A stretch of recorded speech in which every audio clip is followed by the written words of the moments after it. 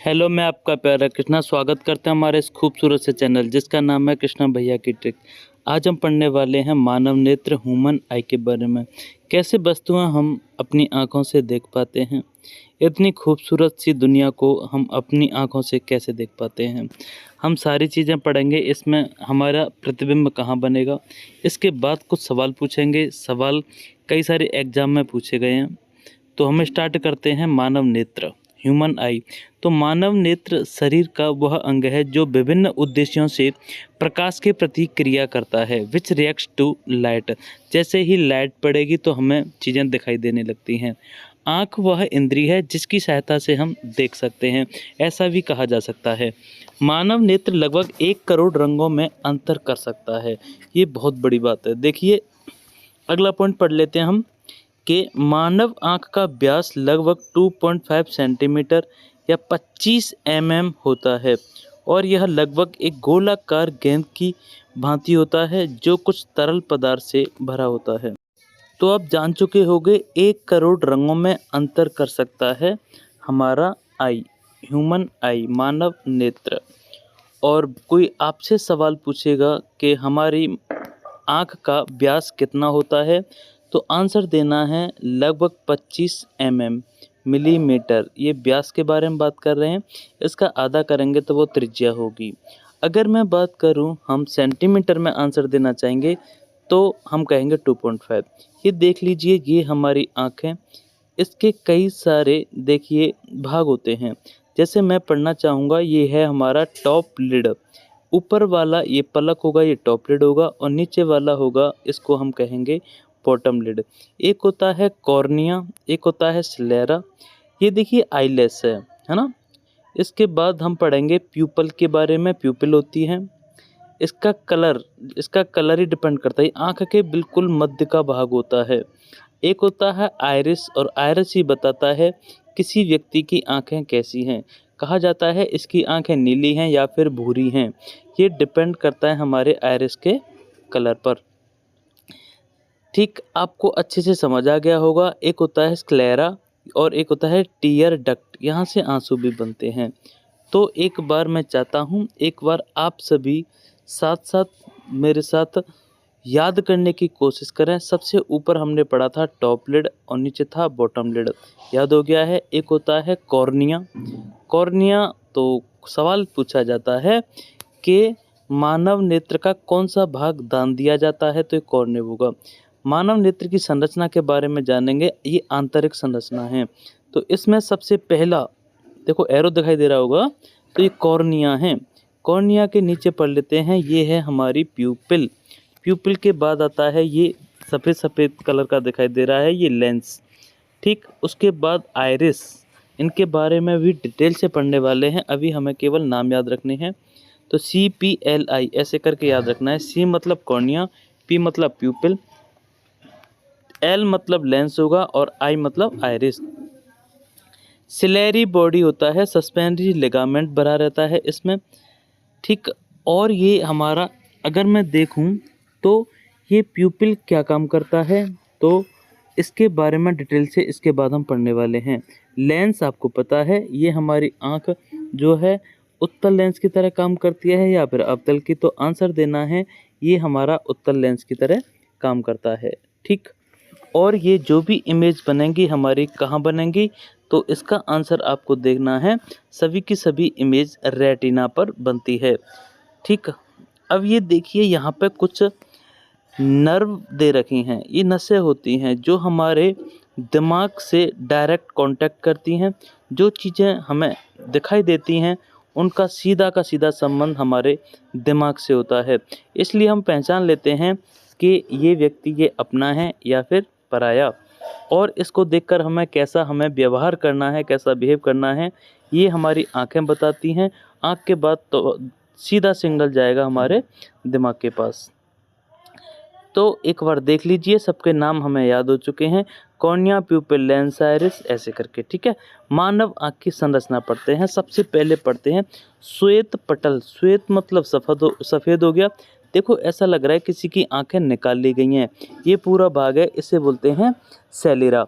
तो ये बात करने वाले हैं जितना पूरा सबसे बड़ा भाग होगा आँख का, तो यह आँखों का सबसे बड़ा भाग होता है जो सफ़ेद रंग का होता है। विभिन्न आँखों के रोगों और समस्याओं के साथ स्क्लेरा की रंग और संरचना में परिवर्तन दिखाई देता है। कहते हैं आँखें देखो इसकी लाल लाल हो रही हैं, कोई ना कोई समस्या है। तो ये बता देता है पीली पीली आँखें हो रही हैं तो समझ जाओ कि कोई ना कोई बीमारी है। तो हमारा एक कलर बदलने से हम बता सकते हैं कि इसमें कोई ना कोई दिक्कत है, समस्या है। तो पहला हम पॉइंट याद कर चुके हैं। स्क्लेरा या फिर श्वेत पटल मतलब सफ़ेद पटल कहते हैं। इसका मुख्य भाग आँख को संरक्षित प्रोटेक्ट रखना है। यह आँख की आकार को बनाए रखने में मदद करता है, साथ ही उसे खराब होने या घातक प्रभावों से बचाता है। अब अगर इसको जूम करके देखा जाए तो इसके भाग देखिए। सबसे पहले दे रखा है आईलिड। आईलिड किसे कहा जाता है? जो पलकें होती हैं। उसके बाद हमने पढ़ा इसमें देखो प्यूपिल, जो मध्य का काला काला डॉट डॉट दिखाई दे रहा है, बिल्कुल काला डार्क, ये हमारे प्यूपिल हैं। और ये सफ़ेद कलर का दिखाई दे रहा है ना, ये हमारा अभी मैंने आपको बताया था, इसका आंसर आप दोगे स्क्लेरा, ठीक। और ये है हमारी आइरिस। आइरिस ही बताती है कि इस लड़के की आंखें भूरी हैं या फिर सफ़ेद हैं, कंजी हैं, ये देता है। दूसरा पॉइंट पढ़ लेते हैं हम, कॉर्निया। यह आंखों के बाहर एक पतली झिल्ली के आवरण के समान होता है। श्वेत पटल के सामने एक पारदर्शी ट्रांसपेरेंट भाग को कॉर्निया कहा जाता है। प्रकाश कॉर्निया के माध्यम से आंख में प्रवेश करता है। नेत्रदान के समय कॉर्निया ही दान दिया जाता है। कॉर्निया का मुख्य काम आंख की बाहरी सतह को ढकने में मदद करता है। प्रकाश को आंख के अंदर पहुंचने देना है इसका मुख्य काम। तो सवाल कैसे बनते हैं? नेत्रदान के समय कौन सा भाग दिया जाता है? तो आंसर देना है आपको कॉर्निया, ठीक। और दूसरा पूछ लेते हैं, कॉर्निया अगर चेक किया जाए तो कैसा होता है? हम उभरा हुआ भाग जो दिखाई देगा हमारी आंख को टच करके देखेंगे तो वही हमारा क्या है? कॉर्निया है, ठीक। और क्या पूछा जाता है? श्वेत पटल के सामने ये कैसा होता है? तो आंसर देना होता है पारदर्शी। ये कैसा होता है? आर पार इसके देख सकते हैं। किसी की आंखों में झाँक कर देखना तो आर पार चीज़ें उसमें दिखाई दे रही हैं, वो भाग हमारा कॉर्निया है। और इससे पहले जो पढ़ा था सफ़ेद कलर का जो होता है वो हमारा श्वेत पटल है। तो हमने सारी चीज़ों को जान लिया और इसके भाग भी हम याद कर लेते हैं, फिर दोबारा से रिवाइज करेंगे। Cornea, प्यूपिल, lens, iris, CPLI, cornea, प्यूपिल, lens, iris. इसके अंदर एक और होता है सिलेरी बॉडी और ये सस्पेंसरी लिगामेंट्स, ठीक है। और यहाँ से कई सारी चीज़ें होती हैं जो कि आंसुओं के लिए उत्तरदायी होती हैं। एक लिक्विड सा होता है और प्रोटीन का बना होता है, ये आगे हम डिटेल में आपको पढ़ाने वाले हैं। अभी हमने जाना कॉर्निया के बारे में। तो सबसे बढ़िया सवाल इसमें से ये बनता है, नेत्रदान के समय कौन सा भाग दान में दिया जाता है? तो आंसर आपको देना है कॉर्निया। अब अगला पढ़ लेते हैं, तीसरे नंबर पे आता है परितालिका या फिर आइरिस। आइरिस ही बताता है कि ये कलर कौन सा है, अभी हम बता चुके हैं। कॉर्निया के पीछे गहरे रंग की मांसपेशियां, ऊतक और रिंग जैसी संरचना को आइरिस के रूप में जाना जाता है। आइरिस मानव आंख का महत्वपूर्ण भाग है जो आंख के पीछे स्थित होता है। यह रंगीन होता है और आंख का रंग निर्धारित करता है। ये मैं बता चुका हूँ आपको। आँख का रंग बताएगा आइरिस।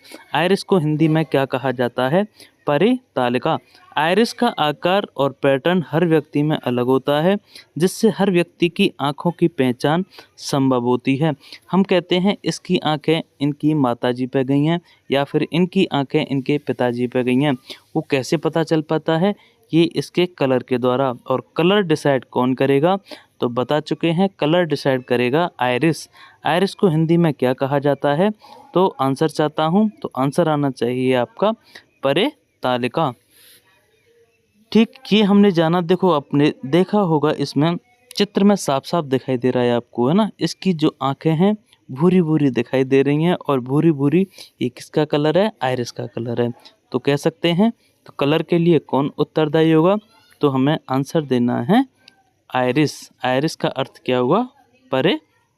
तालिका। तो श्वेत पटल को पढ़ा हमने सबसे पहले, कॉर्निया को पढ़ा, अब पढ़ लिया हमने आइरिस के बारे में। तो इसमें से जो सवाल बनेंगे वो भी मैंने आपको बता दिए हैं।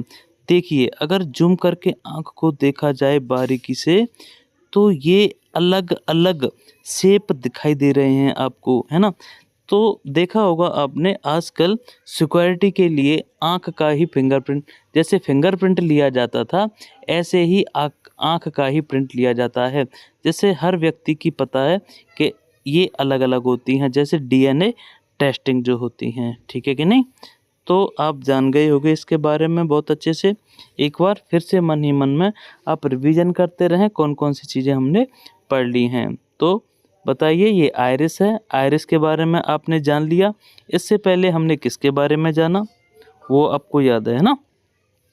अच्छा, यहाँ देख लीजिए, परितालिका आइरिस के मध्य एक छिद्र होता है जिसे हम प्यूपिल कहते हैं। देखिए, बिल्कुल चित्र में दिखाई दे रहा है साफ साफ, प्यूपिल सबसे सेंटर में होता है, ब्लैक कलर का। ठीक है, अब यहाँ से देखिए, लेफ्ट साइड में आपको दिखाई दे रहेगा प्यूपिल का साइज बहुत छोटा है, और राइट साइड में दिखाई दे रहा होगा प्यूपिल का साइज थोड़ा बड़ा है इन कंपैरिजन। तो कम प्रकाश पुतली बड़ी हो जाती है और तेज प्रकाश में पुतली छोटी हो जाती है। आइरिस के मध्य में एक छिद्र होता है जिसे प्यूपिल कहा जाता है, जो रोशनी को आंख के अंदर प्रवेश करने का कार्य करता है। आइरिस प्रकाश के प्रवेश को नियंत्रित करने के लिए पुतली के आकार को बदलने में जिम्मेदार है। तो मैंने पहले ही आपको बता दिया है कि प्यूपिल, अगर प्रकाश बहुत ज़्यादा है, प्रकाश ज़्यादा होगा तो उसका साइज छोटा हो जाएगा, और प्रकाश बहुत कम है तो उसको देखने के लिए पुतली हमारी बड़ी हो जाती है। तो हमने जान लिया, आइरिस हमें साफ साफ दिखाई दे रहा है। ये थोड़ा ग्रीन और ब्लू कलर को मिला के आइरिस का कलर दिखाई दे रहा है आँख का, ये आइरिस है। और प्यूपिल के बारे में बात करेंगे तो सबसे छोटा है। दी आइरिस रिलैक्सेस, दी आइरिस कॉन्ट्रैक्ट्स। ठीक, यहाँ साइज बड़ा हो रहा है। क्यों बड़ा होगा? क्योंकि हमें दिखाई नहीं दे रहा है, लाइट बहुत कम है। लाइट बहुत कम है अर्थात प्रकाश की मात्रा कम है। हमें जो प्यूपल है उसका साइज छोटा हो रहा है। क्यों? क्योंकि हमें ज़रूरत नहीं है, क्योंकि हमारा जो प्रकाश दिखाई दे रहा है वो बहुत तेज़ प्रकाश है। तो पुतली कैसी होगी? छोटी होगी। तो हमने अच्छे से जान लिया परितालिका के बारे में भी। इसको क्या कहा जाता है इंग्लिश में? परितालिका को आइरिस कहा जाता है, और आइरिस को अच्छे से जान लिया, ठीक है। और इसके बीच में यहाँ हमने प्यूपल को भी समझा है। प्यूपिल क्या होती है? बीच में, आइरिस के बीच में जो भी सेंटर में डॉट टाइप की होगी ब्लैक कलर की, इसको हम क्या कहते हैं? प्यूपिल कहेंगे। तो याद रखना है, आइरिस और प्यूपल, IP दोनों का साथ साथ रहेगा, कभी एक दूसरे से साथ नहीं छोड़ेंगे। आइरिस और प्यूपिल, प्यूपिल बीच में होती है, आइरिस साइड से होती है। कलर की जिम्मेदारी किसकी है? आइरिस की है। प्यूपिल क्या काम करेगा? कभी बड़ा होगा, कभी छोटा होगा। बड़ा कब होगा? जब प्रकाश कम होगा। और तेज पुतली छोटी कब हो जाएगी? जब प्रकाश क्या होगा? तेज होगा। ठीक है, ऐसे करके हम रिवीजन करते रहेंगे सारी चीज़ों का। एक बार मन ही मन में जो भी चीज़ें पढ़ी हैं उनको फेर लीजिए, जिससे अच्छा रिवीजन हो सके। मन ही मन में बोलने की कोशिश कीजिए, सारी चीज़ें आपको याद होंगी। सबसे पहला पॉइंट मन में सोचो मैंने क्या बताया था, उसके बाद सोचकर देखिए दूसरी हेडिंग क्या थी, उसके बारे में मैंने क्या बताया था, और तीसरी हेडिंग क्या थी, उसके बारे में क्या बताया था। अब पढ़ लेते हैं प्यूपिल के बारे में डिटेल से। आइरिस में एक छोटा सा छिद्र पुतली के रूप में जाना जाता है, काले रंग का होता है। अभी आपको बता चुका हूँ मैं, काले रंग का होता है आइरिस के बीच में। IP दोनों साथ साथ रहेंगे। आइरिस चारों ओर से घेर रखा है आइरिस ने, किसको? प्यूपिल को। प्यूपिल बिल्कुल मिड में है। इसका आकार आइरिस की सहायता से नियंत्रित किया जाता है। आइरिस की सहायता से कैसे नियंत्रित किया जाता है? यह आँख में प्रवेश करने वाले प्रकाश की मात्रा को कंट्रोल करता है। कंट्रोल करने का अर्थ वही है जो अभी हमने पढ़ा था। हमने क्या पढ़ा था? जब प्रकाश की मात्रा ज़्यादा होगी तो क्या करना है, और प्रकाश की मात्रा कम होगी तो क्या करना है। अब पढ़ लेते हैं एक्वस ह्यूमर के बारे में। एक्वस ह्यूमर से क्या मतलब है? एक्वस का मतलब होता है कि पानी। एक्वस ह्यूमर का अर्थ होता है, एक्वस का मतलब होता है पानी। यह एक द्रव होता है जो आइरिस तथा लेंस के बीच पाया जाता है। यह आपकी आंखों को फुलाए रखता है। तो ये क्या काम करेगा? आंख को हमेशा फुलाए रखेगा और पोषण प्रदान करता है, क्योंकि सबसे ज़्यादा एनर्जी जो खर्च होती है, मैं मानता हूँ, हमारी आंखों की ही होती है।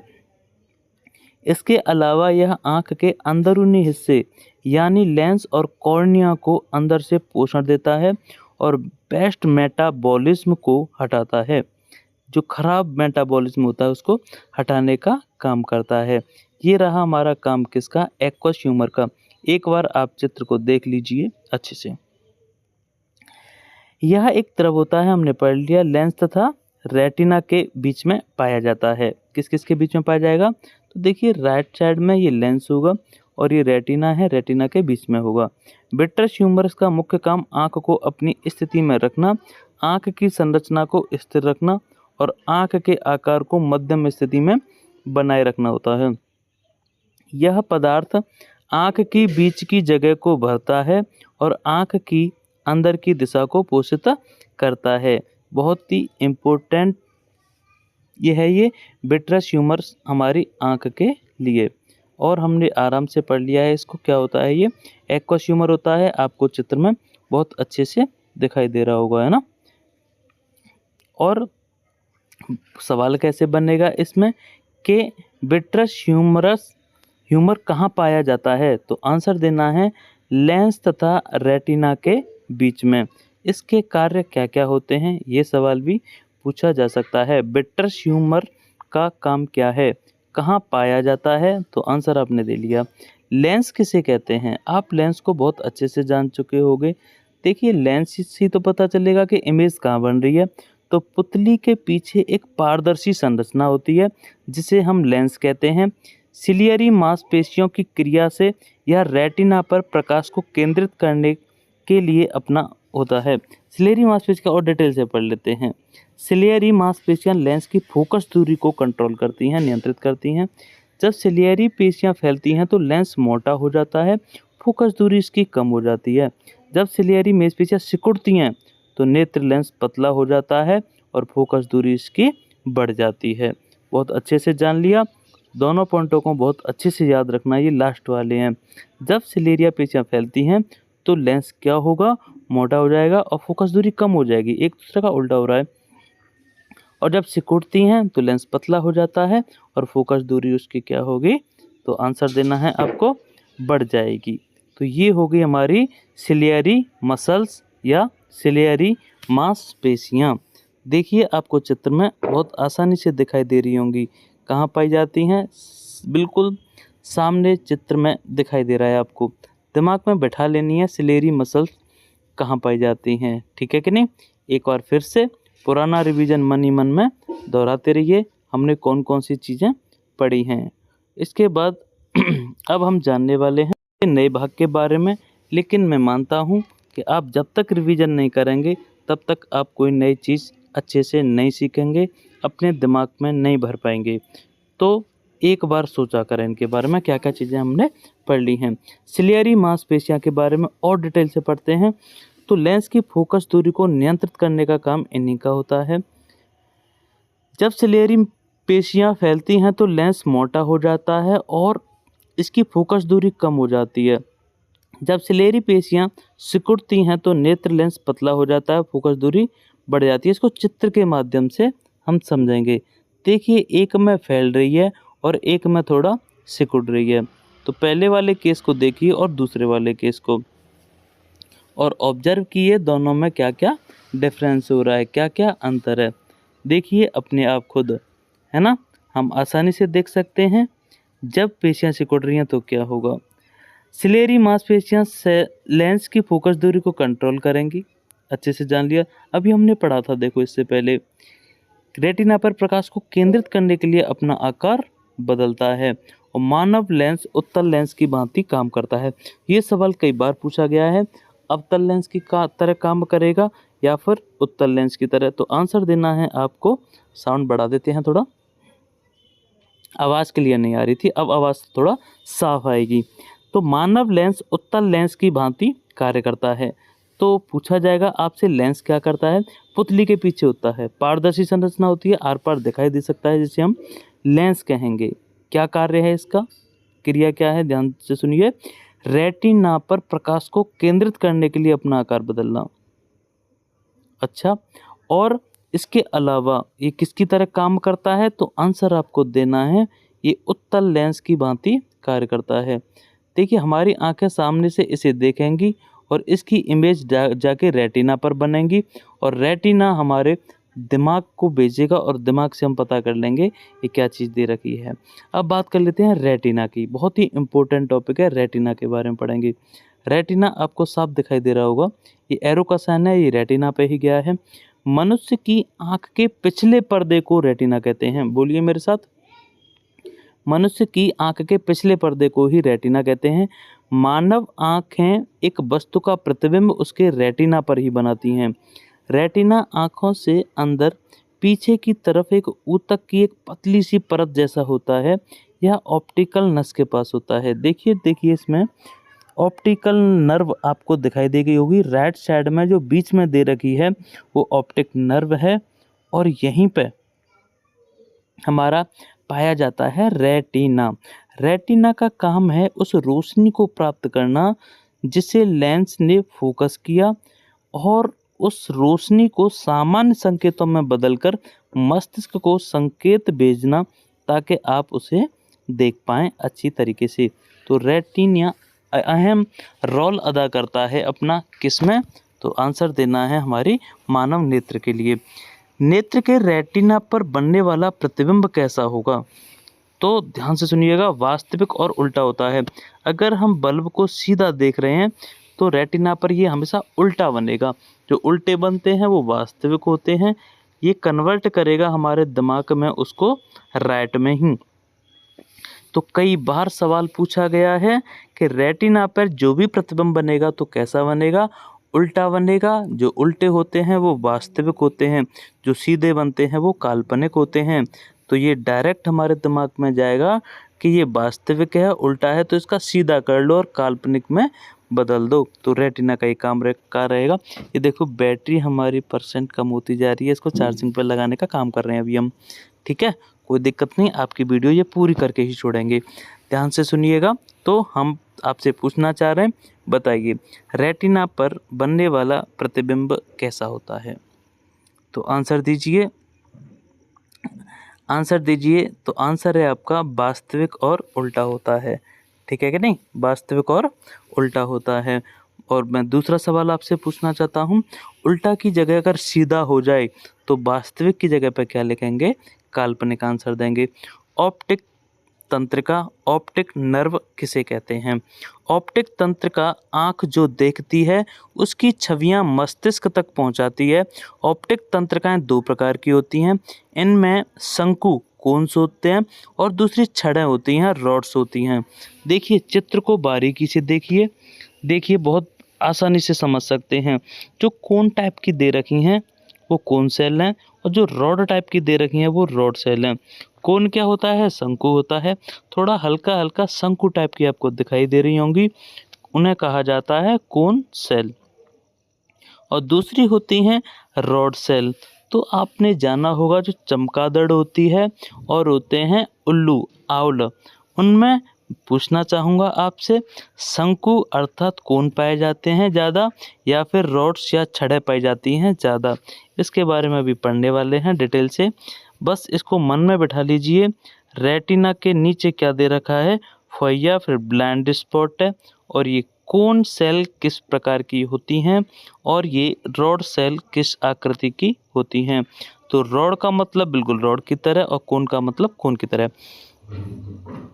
यहाँ डिटेल में पढ़ लेते हैं रॉड सेल की परिभाषा क्या होती है, ठीक है। ऐसी कोशिकाएं जो लंबी पतली और बेलनाकार होती हैं अथवा ऐसी कोशिकाएं जिनका आकार दंडाकार रॉड शेप में होता है उनको हम रॉड सेल कहेंगे। यह प्रकाश की मात्रा को इंगित करता है, इसी के माध्यम से कम प्रकाश में भी देखा जा सकता है। उल्लू की दृष्टिपटल पर बड़ी संख्या में रॉड सेल होती हैं, अभी मैंने पूछा था आपसे, तो बड़ी संख्या में होती हैं रॉड सेल, जिस कारण इसकी रात की दृष्टि काफ़ी तेज होती। तो रॉड सेल को हमने अच्छे से जान लिया। तो पूछा जाता है उल्लू की दृष्टिपटल बड़ी संख्या में क्या पाई जाती हैं, तो आंसर देना है आपको रॉड सेल। इसी की मदद से रात की दृष्टि काफ़ी तेज होती है उल्लू की और चमगादड़ की, ठीक है कि नहीं। और रॉड सेल जिनमें कम होंगे तो रात को उन्हें कम दिखाई देता है। तो बहुत अच्छी लाइन दे रखी है इसमें कि यह प्रकाश को इंगित करता है और इसी के माध्यम से कम प्रकाश में भी देखा जा सकता है। इसीलिए ये हमारे ऐसे जीव हैं जो कम प्रकाश में भी चीज़ों को देख लेते हैं। क्यों, रीजन क्या देना है, तो रॉड सेल आंसर देना है इसका। अब ये कौन सेल क्या होते हैं? ऐसी कोशिकाएं जो मोटी और छोटी होती हैं अथवा जो शंकु के आकार की होती हैं। शंकु मतलब होता है कोन। आपने देखा होगा जो बर्थडे की कैप होती है वो शंकु के आकार की होती है, उन्हें कौन सेल कहते हैं। कौन सेल के कारण ही मनुष्य विभिन्न रंगों का ज्ञान होता है। शंकु तंत्रिका कोशिकाएं हैं जो तेज रोशनी के प्रति अधिक संवेदनशील होती हैं, जो विभिन्न रंगों का ज्ञान प्राप्त करता है। अलग अलग कलरों के बारे में जो बताएगा आपको कि ये रंग ये है और ये रंग वो है, इन कलर की जानकारी जो देगा वो कौन सेल ही होगा। रॉड सेल क्या काम करता है? रात को कम प्रकाश में भी हमारी देखने का जो काम करेंगी वो हमारी कौन सेल ही होंगी। कौन सेल, रॉड सेल किसके अंतर्गत आती हैं, तो आंसर देना है ऑप्टिक नर्व के अंतर्गत आती हैं। और तेज रोशनी के प्रति अधिक संवेदनशील कौन सी होती हैं, तो आंसर देना है ये कौन सेल होती हैं। कौन सेल को हिंदी में क्या कहते हैं, तो शंकु तंत्रिका कहते हैं। ऐसी कोशिकाएं जो मोटी और छोटी होती हैं वो कौन सी होती हैं, जो मोटी हों और छोटी हों वो हमारी कौन सेल होती हैं। रंगों का ज्ञान किसके द्वारा मिलता है, तो आंसर देना है कौन सेल के द्वारा मिलता है। एक होता है ब्लाइंड स्पॉट, एक होता है येलो स्पॉट। देखा होगा आँख पर कभी कभी ब्लाइंड स्पॉट हो जाता है। यह लेंस तथा रेटिना के मध्य का भाग होता है जहाँ प्रकाश पहुँच जाता है किंतु प्रतिबिंब नहीं बनता। प्रकाश तो पहुँच जाएगा लेकिन उसका प्रतिबिंब नहीं बन पाता है, उसे हम ब्लाइंड स्पॉट कहते हैं। जानते होंगे सभी, एक होता है पीत बिंदु। पीत बिंदु मतलब हो गया हमारा येलो स्पॉट, पीला बिंदु। यह रेटिना के मध्य में एक वृत्ताकार पीला बिंदु होता है। इसका अन्य नाम मैकुला, बोलना है मेरे साथ साथ, मैक्यूला, MACULA भी है, जिस पर बना हुआ प्रतिबिंब बहुत स्पष्ट दिखाई देता है। तो मैक्यूला कैसा है, तो ये पीला बिंदु है। और ब्लाइंड स्पॉट कैसा है, ये काले कलर का होता है। तो अंध ब्लाइंड स्पॉट किसे कहेंगे? लेंस और रेटिना के मध्य का भाग है। लेंस और रेटिना के मध्य के भाग को क्या कहते हैं? ब्लाइंड स्पॉट कहते हैं। जहाँ प्रकाश तो पहुँच जाता है लेकिन इसका प्रतिबिंब नहीं बनता, इसकी इमेज नहीं बन पाती है। पीले बिंदु का अन्य नाम क्या है, तो आपको आंसर देना है मैक्यूला है। तो पीले को याद रखना है किसके साथ? Macula, MACULA। अंध बिंदु का भी हमने याद कर लिया। एक होता है निकट दृष्टि दोष और दूसरा होता है दूर दृष्टि दोष। हम पढ़ने वाले हैं पहले निकट दृष्टि दोष, मायोपिया कहेंगे। क्या बोलेंगे? मायोपिया, तो निकट दृष्टि दोष। इसमें निकट की वस्तुएं स्पष्ट रूप से दिखाई देती हैं लेकिन दूर की वस्तुएं दिखाई नहीं देती। इसमें प्रतिबिंब रेटिना के थोड़ा आगे बनता है, नेत्र गोलक बढ़ जाता है, फोकस दूरी घट जाती है, लेंस की क्षमता बढ़ जाता है। प्रभाव क्या होगा?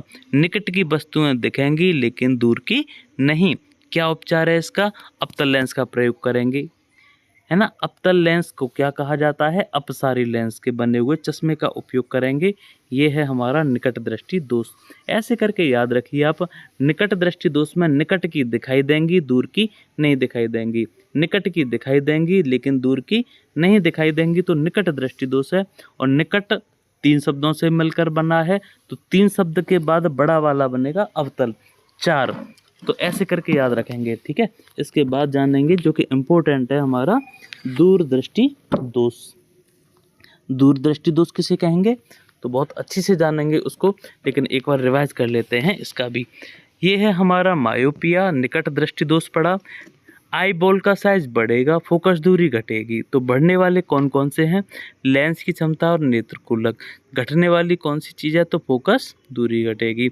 उपचार क्या है? अवतल लेंस का प्रयोग करेंगे। अवतल लेंस को किसी और नाम से भी जाना जाता है। एक होता है अभिसारी, एक होता है अपसारी। तो अवतल है तो वो अपसारी है, याद रहने वाला है हमें। अवतल लेंस किसके लिए प्रयोग करते हैं? निकट दृष्टि दोष के लिए। दूर दृष्टि दोष के लिए कौन सा यूज करेंगे? तो आंसर देना है आपको, उत्तल लेंस का प्रयोग करेंगे। आपसे सवाल पूछना चाहता हूं, आंसर दीजिएगा। निकट दृष्टि दोष के लिए आंसर देना है अवतल लेंस। निकट में 3 शब्द आ रहे हैं, अवतल में 4, ये ट्रिक है हमारी। दूर दृष्टि दोष 2 अक्षर आ रहे हैं और उत्तल में मान लीजिए 3, 3.5 आ रहे हैं। तो दूर दृष्टि दोष में क्या है? उत्तल लेंस का यूज करेंगे। और निकट दृष्टि दोष में क्या है? अवतल लेंस का हम प्रयोग करेंगे। कभी नहीं भूलने वाले हैं, बहुत आसान ट्रिक है। निकट अवतल 3 से 4 बना, दूर ये 2 हैं और 2 से 3 बनेगा, ये बनेगा हमारा उत्तल लेंस। ये ऐसी चीज़ें हैं, इसको अब कभी हम भूल नहीं सकते। हमने परिभाषा को जान लिया, हमने इसके निवारण को जान लिया, कौन चीज़ बढ़ रही है कौन चीज़ घट रही है, हमने ये भी चीज़ जान ली। हमने ये भी पूछा आपसे कि निकट दृष्टि दोष को इंग्लिश में क्या कहा जाता है? तो मायोपिया। अब पढ़ लेते हैं दूर दृष्टि दोष, हाइपरमेट्रोपिया बोलेंगे। देखिए नाम इसका छोटा है दूर, लेकिन इसका नाम बढ़ गया इधर इंग्लिश में हाइपरमेट्रोपिया। इसमें दूर की वस्तुएं स्पष्ट दिखाई देती हैं, उसी की तरह है, उल्टा कर दो, रिवर्स कर दो। दूर की वस्तुएं दिखाई देती हैं लेकिन नज़दीक की वस्तुएं स्पष्ट रूप से नहीं दिखाई देती। इसमें प्रतिबिंब रेटिना के पीछे बनेगा, देखा उल्टा होगा। फोकस दूरी बढ़ेगी, नेत्र गोलक घटेगा, लेंस की क्षमता घटेगी। प्रभाव क्या होगा? दूर की वस्तु दिखेगी, नज़दीक की वस्तु बिल्कुल नहीं दिखेगी। और उपचार के लिए उत्तल लेंस का प्रयोग करेंगे। उत्तल का क्या मतलब होता है? अभिसारी लेंस, और इसी के चश्मे बनेंगे। चित्र में आप देखने की कोशिश कीजिएगा, ये हमारे किसकी घटना है? ये है हमारा हाइपरमेट्रोपिया अर्थात दूर दृष्टि दोष। अब मैं कुछ सवाल पूछना चाहूँगा। सवाल हमारा इस तरह से है कि दूर दृष्टि दोष के लिए किसका प्रयोग करेंगे? आंसर देना है उत्तल लेंस का। अब एक पढ़ लेते हैं जरा दृष्टि दोष, प्रेस बायोपिया। तो प्रेस बायोपिया किसे कहा जाता है? जरा दृष्टि दोष को।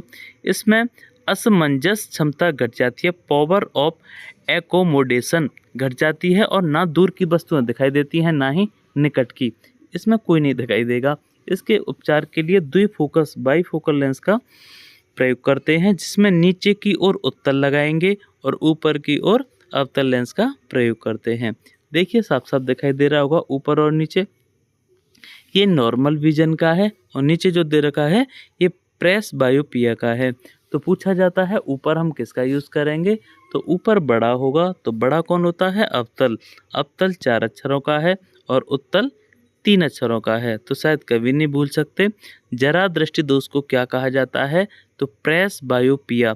इसमें दोनों नहीं दिखने वाले हैं, ना तो दूर के और ना ही पास के। साहब इन्हें हो गया हमारे जरा दृष्टि दोष। किसका यूज करेंगे इसके लिए? तो द्विफोकस लेंस का प्रयोग करेंगे, अवतल का भी और उत्तल का भी। तो एक बार तीनों को एक बार बोल के देखिएगा, दूर दृष्टि दोष, निकट दृष्टि दोष और लास्ट में जरा दृष्टि दोष। प्रेस बायोपिया पिया के लिए हम किसका प्रयोग करेंगे? तो आंसर आपका आना चाहिए द्विफोकस लेंस का प्रयोग करेंगे। तो ऊपर कौन सा रखा जाएगा? अवतल, और नीचे कौन सा रखा जाएगा? उत्तल। अबिंदुकता एस्टिग्मेटिज्म, इसमें ऊर्ध्वाधर वर्टिकल का क्या मतलब होता है? खड़ा हुआ। रखी वस्तु तिरछी दिखती है। और दूसरे में पढ़ेंगे इसके उपचार के लिए किसका प्रयोग करना है? तो आंसर देना है बेलनाकार लेंस का, सिलेंड्रिकल लेंस का प्रयोग करेंगे। किसके लिए? अबिंदुकता के लिए। देखिए कॉर्निया दे रखा है, लाइट ऐसे करके आएगी, ये इसकी फोकल पॉइंट कहलाएगा। ये नॉर्मल है। अब इसमें थोड़ा सा अंतर दिखाई दे रहा होगा, टेढ़ी दिखाई दे रही है। एक लास्ट में बचता है हमारा मोतियाबिंद। देखो पत्थर की आंखें जिसे कहा जाता है। इसमें नेत्र लेंस दूधिया या धुंधला हो जाता है, जिससे प्रकाश की किरणें पूर्ण रूप से अपवर्तन नहीं होता है और अपवर्तन होता है, ध्यान रखना, जिसके कारण स्पष्ट प्रतिबिंब रेटिना पर नहीं बन पाता है। यह बीमारी बुढ़ापे में होती है। मोतियाबिंद तब विकसित होता है जब आंख के लेंस में प्रोटीन की एक परत बनाने लगता है। इसमें लेंस पर मांस छा जाता है, जिसे ऑपरेशन द्वारा निकाल दिया जाता है। इसी को कहा जाता है मोतियाबिंद। और पत्थर जैसी आंखें लगती हैं। तो दूधिया या धुंधला हो जाना किसका है? तो ये है कैटरेक्ट का, जिसे मोतियाबिंद कहा जाता है। यह बीमारी न होकर एक परिघटना फिनोमिनल होती है। अक्षर को ये किसके बारे में पाया जाता है? पार्श्वक्रम। देखा होगा आपने एम्बुलेंस पे एम्बुलेंस उल्टी लिखी जाती है। तो इसके बारे में पढ़ लेते हैं, ये क्या होता है? पार्श्वक्रम किसे कहा जाता है? रिवर्स कहा जाता है। यह बीमारी न होकर एक परिघटना है। जैसे आपने देखा होगा अक्सर जब दर्पण में देखेंगे तो एम्बुलेंस लिखा हुआ है, ये उल्टा दिखता है। शीशे में देखेंगे तो ये अपने आप स्वतः ही सीधा हो जाएगा, ठीक है कि नहीं? इसे पार्श्व विस्थापन कहा जाता है। कुछ अक्षर ऐसे भी होते हैं, जैसे ए है, आई है, ओ है, एक्स है, इनका शीशा में देखेंगे तो लौटकर यही दिखने वाले हमें। मानव नेत्र रेटिना पर प्रतिबिंब का प्रभाव कितने सेकंड तक रहता है? कई बार सवाल पूछा गया है। तो रेटिना पर 1/16वें सेकंड तक रहता है। स्वस्थ मनुष्य की आंखें कितनी बाई कितने की होती हैं? तो 6/6 का आंसर देना है। हमारी मनुष्य की आंख का मेगापिक्सल में, जैसे आपने कैमरे देखे होंगे तो कितने की होती हैं? 576 567 नहीं, 576 मेगापिक्सल की होती हैं। न्यूनतम स्पष्ट दूरी देखने के लिए 25 सेंटीमीटर। इससे कम हमें वस्तु स्पष्ट नहीं दिखती हैं। स्पष्ट दृष्टि की अधिकतम दूरी कितनी होती है? आंसर देना है अनंत होती है। इस वाले पेज से कई सारी चीज़ें पेपर में आने वाली हैं। पहला सवाल कितना मेगापिक्सल होता है? तो 576 होता है। स्वस्थ आंखें कितनी होती हैं? 6/6 की होती हैं। कितनी देर तक प्रतिबिंब बनेगा? तो 1/16 1/16वें सेकंड तक। पार्श्व विस्थापन कौन कौन नहीं करते हैं?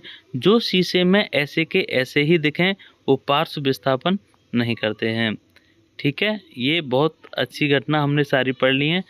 अच्छा, लास्ट सवाल ये बताइए, स्पष्ट दृष्टि की अधिकतम दूरी कितनी होती है? तो आंसर आपको देना है अनंत होती है, इनफाइनाइट। कि भी एग्जाम्पल बताएं तो हम छत पर अगर बैठे हैं तो चांद तारों को भी देखा जा सकता है।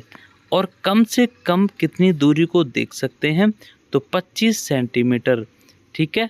हमने ये जान लिया। श्वेत पटल का व्यास कितना होता है? वो 25 mm था और ये 25 सेंटीमीटर है। दोनों में कंफ्यूज आप मत हो जाना। स्वस्थ आँखें 6/6 की होती हैं। कितने सेकंड तक बनता है? तो 1/16वें सेकंड तक बना रहता है। पार्श्व विक्रम या विस्थापन कौन कौन नहीं दर्शाते हैं? जो शीशे में कोई फर्क नहीं पड़े वो प्रदर्शित नहीं करेंगे, ठीक है। जैसे परिभाषा एक बार ब्लू कलर में जो दे रखी है उसको अच्छे से पढ़ लीजिए, लिख लीजिए। अगर मेरा मानना है इनको एक बार आप नोट्स बना के लिख लोगे, वीडियो को 3 या 4 बार रिपीट करके देख लोगे। थोड़ा पहले एक बार देखिए, थोड़ा स्पीड बढ़ा के देखिए, फिर डबल स्पीड में देख लीजिए। मेरा मानना है एक भी सवाल आपका इससे जो भी आएगा वो फंसेगा ही फंसेगा, नहीं बाहर जा सकता। अब पढ़ लेते हैं दर्शन कोण किसे कहते हैं, है ना। ये थोड़ा कट गया है हमारी वीडियो में। ये दर्शन कोण क्या है, ठीक, इसके बारे में जानेंगे। साइट एंगल किसे कहते हैं? तो कोई वस्तु हमारी आंखों पर जितनी डिग्री का कोण बनाएगी उसको दर्शन कोण कहा जाएगा। ये जो बच्ची है देख रही है, देखिए कोण बना रही है, एक में बड़ा कोण दिख रहा है, एक में छोटा कोण दिख रहा है, तो ये दर्शन कोण है। पास रखी वस्तु का कोण बड़ा होता है, बिल्कुल सही बात है। कोई पास में रखी है उसको देखेंगे तो कोण उसका बड़ा हो जाएगा, तो दर्शन कोण बड़ा होगा।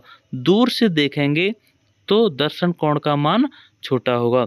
जब वस्तु दूर है तो दर्शन कोण छोटा हो जाता है, अतः वह छोटी दिखने लगती है। इसका अपोजिट पास रखी वस्तु का दर्शन कोण बड़ा होता है, अतः वह बड़ी दिखती है। तो जितनी डिग्री का कोण बनेगा हमारी आँख के द्वारा, है ना, किसी वस्तु को देखने के समय जितनी डिग्री का कोण बनेगा हमारी आँख के द्वारा, उसी कोण को ही हम दर्शन कोण या फिर साइट एंगल के नाम से जानते हैं। ये कोई बड़ी बात नहीं है। जब किसी चीज़ को, कोई मकान है, हमारी नज़रों के सामने है, तो देखेंगे तो आँखें हमारी चौड़ जाएंगी, तो एंगल भी तो बड़ा बनेगा।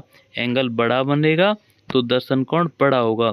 जब किसी दूर वाली वस्तु को देखेंगे, दूर वाले मकान को देखेंगे, तो दर्शन कोण हमारा जैसी बात है छोटा होगा। अब देख लेते हैं जो सवाल पूछे गए हैं अब तक। मानव आंख अपने डैश पर किस वस्तु की छवि बनाती है? तो बताना है किस पे बनाएगी। क्या नेत्र पटल पर, पुतली पर, रेटिना पर? आंख की पुतली पर। तो ऑप्शन डी बिल्कुल सही है, रेटिना पर। मानव नेत्र के रेटिना पर बना प्रतिबिंब कैसा होता है? तो कई बार बताया, बोल बोल कर बताया, वास्तविक और उल्टा बनता है मानव नेत्र के रेटिना पर बना प्रतिबिंब। और ये आपको पहला वाला सवाल अच्छे से याद रखना है, मानव आंख अपने रेटिना पर छवि बनाती है। अगला सवाल, उम्र बढ़ने के साथ साथ निकट और दूर की वस्तुएं फोकस करने में आंख की योग्यता में कमी क्या कहलाती है? क्या ये प्रेस बायोपिया है? बिल्कुल सही बात है, ये प्रेस बायोपिया है। इसमें दोनों तरह की नहीं दिखाई देगा, ना तो दूर का ना ही पास का। इसलिए मैं लगाना चाहूँगा ऑप्शन नंबर ए होगा, जो कि एनटीपीसी 2021 में पूछा गया था। Option number A. नेत्रदान में दाता की आँख के किस हिस्से को प्रतिरोपित किया जाता है? क्या ये कॉर्निया होता है, लेंस होता है, रेटिना होता है, पूरी आँख होती है? तो बिल्कुल नहीं, बी सी डी तो होंगे नहीं, ए होगा cornea. Cornea is the right answer. हमने बहुत अच्छे से जान लिया इनको। अच्छा, एक और देखिए, आइरिस का काम क्या होता है? आइरिस का काम क्या होता है? कई बार बताया था। क्या आँख में जाने वाले प्रकाश की मात्रा को नियंत्रित करना, आँख में जाने वाले प्रकाश की मात्रा को लौटाना, प्रतिबिंब लेंस को चित्र भेजना? तो ये हमारा ए ऑप्शन इसका राइट है। स्वस्थ नेत्र के लिए स्पष्ट दृष्टि की न्यूनतम दूरी कितनी होती है? 25 centimetre is the right answer. Thank you, धन्यवाद।